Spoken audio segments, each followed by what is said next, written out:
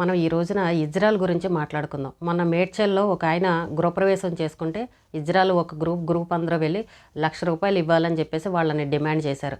అయితే అసలు ఇజ్రాయెల్కి ఎందుకు డబ్బులు ఇవ్వాలి? ఎక్కడైనా రూల్ ఉందా? ఒకవేళ ఇష్టపూర్వకంగా ఇచ్చేవాళ్ళు ఉంటే వాళ్ళ దగ్గర తీసుకుని వెళ్ళొచ్చు. కానీ ఇలా ఇవ్వలేని వాళ్ళని, పరిస్థితి బాగోలేని వాళ్ళని కూడా ఈ రకంగా ఇంటి మీదకి వెళ్ళి వేధించడం అది ఎంతవరకు కరెక్ట్? అయితే ఇజ్రాయెల్ చెప్పే మాట ఒక రకంగా ఉంటే ఇంటి ఓనర్ చెప్పే మాట ఒక రకంగా ఉంది. సరే, ఇంటి ఓనర్ ఒకవేళ అబద్ధం చెప్పినా అసలు ఈ ఇజ్రాయెల్ వెళ్ళి వాళ్ళ మీద డిమాండ్ చేయాల్సిన అంత అవసరం ఏంటి? అందరూ అడుగుతున్న ప్రశ్న ఇదే. నిన్న పాపం ఆయన మేడ్చల్లో ఒక ఇల్లు కట్టుకున్నారు. వాళ్ళ అమ్మగారు చనిపోయి 3 నెలలైంది. పాపం వాళ్ళ పరిస్థితి ఏదో బాగోలేదు. అక్కడ గృహప్రవేశం మళ్ళీ ముహూర్తాలు లేవనో మొత్తానికి ఆయన ఏదో ఇంట్లోకి వచ్చి పాలు పొంగించుకుని ఏదో చిన్నగా పూజ చేసుకుని నిద్ర చేసి వెళ్ళిపోదామని ఆ ఇంటికి వచ్చారు. ఏవో చిన్న చిన్న పనులుంటే అవి కూడా చేసుకుంటున్నారు. లోన్ పెట్టి వాళ్ళకు రూపాయి దాచుకుని కష్టపడి ఇల్లు కట్టుకుంటే వీళ్ళు పొద్దున్నే వెళ్ళి మాకు ఇల్లు కొత్త ఇల్లు కదా, గృహప్రవేశం అయింది, మాకు ₹1,00,000 ఇవ్వండి అని చెప్పేసి డిమాండ్ చేశారు. ఆయన అన్నారు, అమ్మ మేమేమి గృహప్రవేశం చేసుకోలేదు, ఇక్కడ బంధువులు ఎవరు లేరు, మా అమ్మగారు చనిపోయి 3 నెలలైంది, మేము ఇవ్వకూడదు, ఇవ్వము అని చెప్పారు. చెప్పినప్పుడు మరి వీళ్ళు వెళ్ళిపోవాలి కదా. మళ్ళీ ఆయన మీద నువ్వు ఇంత డబ్బులు ఇస్తావా అంత డబ్బులు ఇస్తావా అని దెబ్బలాడి వాళ్ళ పిల్లల్ని, కుటుంబ సభ్యులని అందరినీ ఇష్టం వచ్చినట్టు తిడితే మరి ఆ ఇంటి ఓనర్ కోపం రాదండి? వాళ్ళే అసలే పరిస్థితి బాగోక ఏదో చిన్నగా చేసుకున్నారు. వీళ్ళు వెళ్ళి డబ్బుల కోసం డిమాండ్ చేయాల్సిన పని ఏంటి? ఇక్కడ వీళ్ళేదో అన్నారు, ఆయన ఏదో అన్నారు, మొత్తానికి ఇద్దరి మధ్యన మాట పెరిగింది, కొట్టుకునే స్థాయి దాకా వచ్చింది. ముందొచ్చింది ఇద్దరు ఇజ్రాయెలైనా మళ్ళీ ఈ వీళ్ళ మధ్యన మాట పెరిగేసరికి వాళ్ళ గ్రూపు వాళ్ళందరికీ ఫోనులు చేసి రప్పించి ఆయన ఒక్క ఆయన చేసి మొత్తం చుట్టుముట్టి అందరూ కలిసి ఆయన మీద దాడి చేశారు. ఈ ఇజ్రాయెల్కి డబ్బులు ఇవ్వలేదని చెప్పేసి ఆయన మీడియాలోకి పిలిచి నన్ను కొట్టారని చెప్పేసి షర్ట్ విప్పి ఆయన దెబ్బలు చూపించుకుని, ఏంటండి అసలు ఈ పంచాయతీ ఏంటి? వాళ్ళ బంధువులు వాళ్ళు చూస్తే వాళ్ళ పరువు పోయినట్టే కదా. ఏంటి ఆడాళ్ళతోటి ఈ గొడవలు ఏంటని వాళ్ళనే అనుకుంటారు కదా.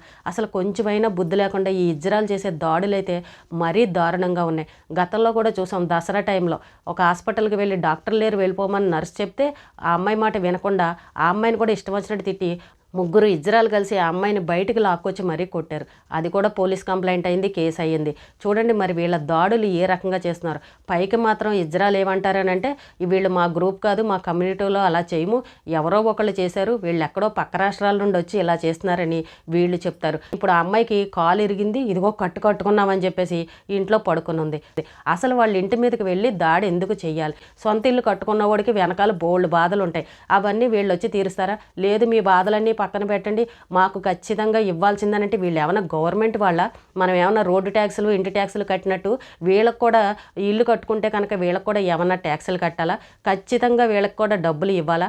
మరి ఇలాంటి రూల్స్ ఎక్కడున్నాయో అర్థం కాలేదు. ఇలాంటి దాడులు చాలా జరిగాయి, అయినా కూడా మళ్ళీ జరుగుతూనే ఉన్నాయి. మరి వీటికి పరిష్కారం ఏంటో అర్థం కావట్లేదు. ఈ ఇజ్రాయెల్కి సంబంధించిన వీళ్ళకు ఒక కమ్యూనిటీ ఉంటుంది, వీళ్ళకు కూడా గురువులు ఉంటారు, మరి వాళ్ళు కూడా ఎందుకు బయటకు వచ్చి మాట్లాడరు? ఇలా చేసేవాళ్ళు ఎవరో ఏంటనేది వాళ్ళు ఎందుకు ఎంక్వైరీ చేయరు? అసలు ఏమీ పట్టించుకోరు. ఇప్పుడు డబ్బున్న వాళ్ళు అంటే ₹1,00,000 ఇస్తారు, వాళ్ళ సెంటిమెంట్లు వాళ్ళకు ఉంటాయి. వీళ్ళ చేతో దిష్టిలు తీయించుకున్నా, ఏవో ఆశీర్వాదాలు తీయించుకున్నా మంచిదని చెప్పేసి వాళ్ళు పిలిపించుకుని చేయించుకుంటారు. అలా ఇచ్చే వాళ్ళ దగ్గరికి వెళ్ళి చేయించుకోండి, తప్పులేదు, దాన్ని ఎవరు కాదని అనరు. కానీ మిడిల్ క్లాస్ వాళ్ళు, పాపం పేదవాళ్ళు ఏదో రూపాయి కట్టుకుని ఏదో ఒక కష్టపడి ఒక సొంత ఇల్లు కట్టుకుంటే ఆ ఇంటి మీదకి వెళ్ళి వీళ్ళు గొడవ చేసి మేము అడిగినంత మీరు ఇవ్వాలి, మీరు ఇంత ఇస్తే సరిపోదు అని దెబ్బలాడితే అది ఎంతవరకు కరెక్ట్? కానీ ఇలాంటి వాటిని మాత్రం ఎవరూ ఖండించరు. ప్రతి ఒక్కరూ చెప్తున్నారు, ట్రైల్లో కూడా వీళ్ళ గొడవలు భరించలేకపోతున్నాము, డబ్బులు ఇవ్వకపోతే ఇష్టం వచ్చినట్టు బట్టలు విప్పేసి అక్కడ పరువంతా తీసి ఇష్టం వచ్చిన మాటలు మాట్లాడుతున్నారు, మీదకి వచ్చి కొడుతున్నారు.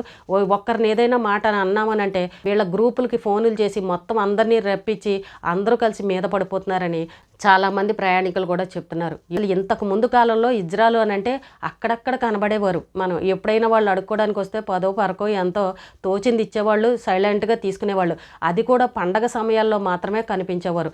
దసరా కానీ, దీపావళి, ఇలా సంక్రాంతి సమయంలో అలాంటి సమయంలో వచ్చి తీసుకుని వెళ్ళేవారు. కానీ ఇప్పుడేంటండి, ఎక్కడ చూసినా ఇజ్రాయెలే. వాడు అసలైన వాడో తెలీదు, డూప్లికేటో తెలీదు. ప్రతి ఒక్కడు ఓ చీర కట్టుకోవడం, ఒక మేకప్ వేసుకోవడం, ఒక హ్యాండ్ బ్యాగ్ తగిలించుకోవడం, రోడ్ల మీద నుంచోవడం, తల్లెండా పూలు పెట్టేసుకుని మేకప్ వేసుకోవడం, రరంట వెళ్ళే వాళ్ళని బైక్ లాపడము, నువ్వు డబ్బులు ఇస్తావా లేదా అనడం, ఇవ్వకపోతే వాడిని ఏదో ఒకటి అనడం, జేబుల్లో ఉన్నవి దోచేయడం, ఇలాంటి సంఘటనలు చాలా జరుగుతున్నాయి. పోనీ 10 తోచింది ఇస్తున్నాం తీసుకుంటారని అంటే 100లోనూ 1000లోనూ అడుగుతారు. మన దగ్గర చిల్లర లేదని అన్నా సరే వాళ్ళు వెళ్ళే పరిస్థితి ఉండదు. చిల్లర మా దగ్గర ఉంది, నువ్వు 500 నోట్ అయినా సరే తీసి ఇవ్వాల్సిందే అని మొండికి వేసుకుని కూర్చుంటారు. వాళ్ళ పరిస్థితి బాగోలేదు, వాళ్ళ అమ్మగారు చనిపోయారు, పాపం ఆయన ఈరోజు మీడియా ముందరకు వచ్చి నన్ను ఇజ్రాయెల్ ఇలా చేశారని పాపం చెప్పుకునే పరిస్థితి. ఇక్కడ ఇజ్రాయెల్ని అడుగుతుంటే ఈ గ్రూప్లో ఉన్న వాళ్ళు 3 తెలంగాణ వాళ్ళు ఉన్నారు, మిగిలిన వాళ్ళు వేరే రాష్ట్రాల నుండి వచ్చారు, వీళ్ళు ఇక్కడ వాళ్ళు కాదని చెప్పేసి ఇక్కడ ఉన్న ఇజ్రాయెల్ చెప్తారు. అంటే ఎవరు పడితే వాళ్ళు ఎక్కడెక్కడి నుంచో వేరే స్టేట్ల నుండి వచ్చేసి ఎక్కడ దొరికిన కాడికి అక్కడ దోచేసుకోవడం, ఇలా దాడులు చేయడం, సంపాదించుకోవడం, వెళ్ళిపోవడం, ఇదన్నమాట పరిస్థితి. అసలు ఈ ఇజ్రాయెల్ కూడా ఒక ఐడి కార్డు కానీ ఏది ఉండదు. వీళ్ళు అసలైన వాళ్ళ కాదా అనేది కూడా అర్థం కాని పరిస్థితి. వాళ్ళు కూడా కొన్ని రూల్స్ అనేవి పెట్టాలి. ఇలాంటివి ఇజ్రాయెల్కి ఒక కార్డు లాంటిది ఏదన్నా ఇస్తే వీళ్ళు అసలైన వాళ్ళ కాదా అనేది తెలుస్తుంది. ఈ రోజున డూప్లికేట్లు ఉన్న వాళ్ళు కూడా వచ్చేసి ఇలా ఇంటి మీదకి వచ్చి దాడులు చేస్తే పరిస్థితి ఏంటండి? ఎవరిని అడగాలి? ఎవరికి చెప్పుకోవాలి? అసలు డబ్బులు ఇవ్వాలని రూల్ ఎక్కడుంది? ఆకలితో ఉన్న వాళ్ళకి, బాగా పేదవాళ్ళకి, ముసలి వాళ్ళకి ఎవరైనా సరే ఇస్తారు, కానీ ఇలా శుభ్రంగా తిరిగే వాళ్ళకి ఎందుకు ఇస్తారు చెప్పండి? కానీ చాలామంది అంటున్న మాట ఇదే. మా ఇంట్లో గృహప్రవేశం అవుతుంటే అక్కడ కూడా వచ్చి ఇలాగే పెద్ద గొడవ చేశారు, మేము ఇవ్వము అని చెప్తుంటే అక్కడ బట్టలు విప్పేసి మమ్మల్ని అందరినీ అవమానించారు, ఇచ్చిన డబ్బులు తీసుకుని వెళ్ళలేదు, గొడవ చేశారని చెప్పేసి చాలామంది కామెంట్లు చేస్తున్నారు. మీరు ఇప్పుడు ఎవరినైనా భిక్షాటన చేసి అడుగుతున్నారని అంటే ఒక రిక్వెస్ట్గా అడగాలి, ఇవ్వండి ఇవ్వండి అని బతిమలాడుకున్నట్టు అడగాలి. కానీ నేను ఇవ్వను, నా పరిస్థితి బాగోలేదని అన్నా సరే దాడులు చేసి మరి ఏ రకంగా తీసుకుంటారు? ముందే ఇంటి ఓనర్ డైరెక్ట్గా వచ్చి మిమ్మల్ని ఏమి కొట్టేయరు కదా, ఎవరు కొట్టరు. అలాగా ఎవరైనా ఇంటి ముందు మనకు అడుక్కునే వాళ్ళు ఎవరైనా వస్తే చేకాళ్ళు లేదు వెళ్ళి బాబు అంటాం, లేదంటే చిల్లర లేదు అలా వెళ్ళి బాబు అంటాం, మేము పెట్టకూడదు అటు వెళ్ళి బాబు అని ఈ రకంగా చెప్తాం, వాళ్ళు వెళ్ళిపోతారు. అంతేగాని మరి ఈయన అలా చెప్పినా కూడా వీళ్ళు వెళ్లకుండా మొండికేసుకుని ఆయన మీదకి దాడికి దిగారు అని అంటే మరి తప్పు ఎక్కడ ఎవరిది కనబడుతుంది? ఇజ్రాయెల్దే కనబడుతుంది. మొత్తం ఒక గ్రూప్ అందరూ కలిసి ఆయన మీదకి దాడికి దిగారు. ఇష్టం వచ్చినట్టు రుబాబుగా అడుగుతూ ఉంటారు. ఎక్కడ కూడా వీళ్ళు జాలితోను కానీ ఏదో అమాయకత్వంగా కానీ రిక్వెస్ట్ చేసి కానీ ఆ రకంగా అడగరు. మీరు ఇవ్వాల్సిందే, మీరు ఇల్లు కట్టారు, మీరు ఖచ్చితంగా ఇవ్వాల్సిందే అన్నట్టు మాట్లాడతారు వీళ్ళు. ఇలాంటి దాడులు మనం ఎన్ని చూసామండి. అయినా సరే వీళ్ళు ఎక్కడ ఆగరు. వీళ్ళని ఏదన్నా అన్నామని అంటే మొత్తం గ్రూప్ అందరూ వచ్చేసి కొట్టడానికి వచ్చేస్తారు. అంత దుర్మార్గంగా తయారయ్యారు ఈ ఇజ్రాయెల్. వేళ వచ్చి ఆ అమ్మాయికి కాలు ఇరిగింది, ఇతను వచ్చి కొట్టాడని అంటే ఇంతమంది గ్రూప్గా వచ్చి దెబ్బలాడుతున్నప్పుడు అతని భయం అతనికి ఉంటుంది. నా మీద దాడి చేస్తారని అతను కూడా ఒక దెబ్బ వేసి ఉండొచ్చు, తప్పేముంది? పోలీసులు కూడా ఇలాంటి వాళ్ళ మీద కఠిన చర్యలు తీసుకోవాలి. వీళ్ళు కూడా వీళ్ళ కమ్యూనిటీ గ్రూపుల్లో ఎవరైతే ఉన్నారో వాళ్ళందరూ కూడా వీళ్ళకి ఒక రూల్స్ అనేది పెట్టాలి. వీళ్ళకి ఒక ఐడి కార్డు అలాంటివి ఏమన్నా పెడితే ఈ జనాలు ప్రశాంతంగా బతుకుతారు. ఇప్పటికే ట్రైన్లో ప్రయాణించే వాళ్ళ పరిస్థితులు అయితే చాలా నరకంగా ఉంది. ఎవరన్నా వచ్చి టైంకి డబ్బులు ఇవ్వలేదంటే ఇంకా వాడి పని అయిపోయిందే. ఆ రకంగా జరుగుతున్నాయి గొడవలు. మన కూడా ఒక ఆవిడ చెప్తుంది, మేము అందరం ఇక్కడే ఉన్నాం, ఫ్యామిలీ అంతాను, మా అబ్బాయిని డబ్బులు అడిగింది లేవు అని అన్నాడని వాడిని ఇష్టం వచ్చినట్టు తిట్టేసింది, బట్టలు ఇప్పేసింది. ఇక్కడ అందరూ వచ్చి ఆపుతున్నా సరే ఎక్కడ మాట వినట్లేదని ఒక పెద్ద ఆవిడ కూడా చెప్తున్నారు. ఇలాంటి వాళ్ళు ఏదన్నా అడిగారు అనుకోండి, తలుపులు వేసుకుని లోపలికి వెళ్ళిపోవడమే, ఇంకా వాళ్లే పోతారని వదిలేయాలి అంతే.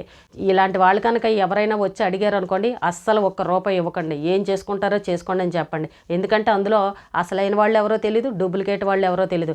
వాళ్ళు వచ్చి మన మీద దాడులు చేసి రివర్స్లోను వీళ్ళే మమ్మల్ని కొట్టారని లేనిపోని కేసులు, పంచాయతీలు, ఇదిగో ఇలా మీడియా ముందరకు వచ్చి పరువు తీసుకునే పరిస్థితి అన్నమాట. కొంచెం ఇలాంటి వాళ్ళతోటి జాగ్రత్తగా ఉండండి.